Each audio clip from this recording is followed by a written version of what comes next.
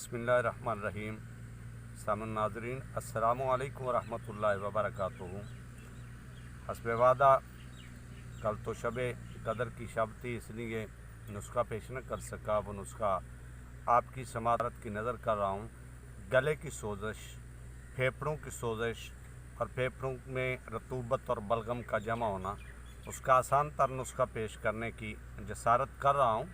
मेरे एक दोस्त हैं, करम फरमा है, मेहरबान है, किसी मर्ज़ के सिलसिले में मेरे पास आ गए। आज इंसान आसानी को तलाश करता है और आसान से आसान बात, वो मेरे पास आ गया, कहने लगा जी पीर साहब ये मसला है, मुझे आसान सा कोई नुस्खा बताएं। मैंने उसको एक नुस्खा बताया, कहता है इससे भी आसान बताएं।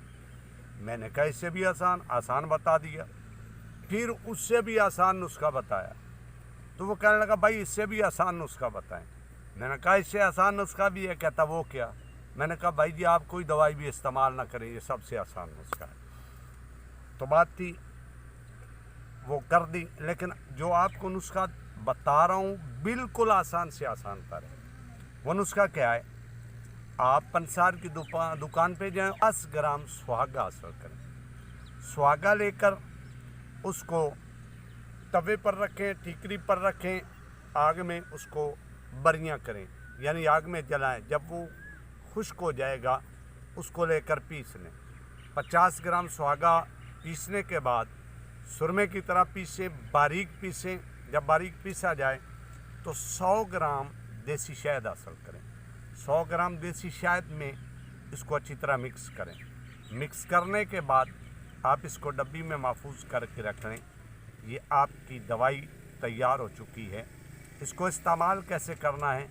अब आपने आधा चम्मच सुबह के टाइम आधा चम्मच निहार मुँह ले लें और उसको थोड़ा थोड़ा करके चाटना है। एक यकदम नहीं उसको मुंह में डालना और खा जाना है, खाना नहीं है, पीना नहीं है, इसको चाटना है थोड़ा थोड़ा करके। चाटने के बाद ये आधा चम्मच सुबह को और आधा चम्मच ही आप शाम को या रात को सोते वक्त इस्तेमाल करें।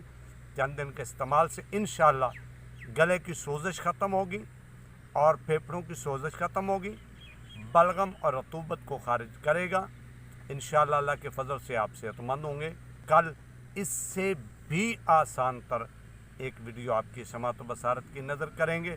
तब तक के लिए इजाज़त दें। अस्सलामु अलैकुम वरहमतुल्लाहि वबरकातुहू।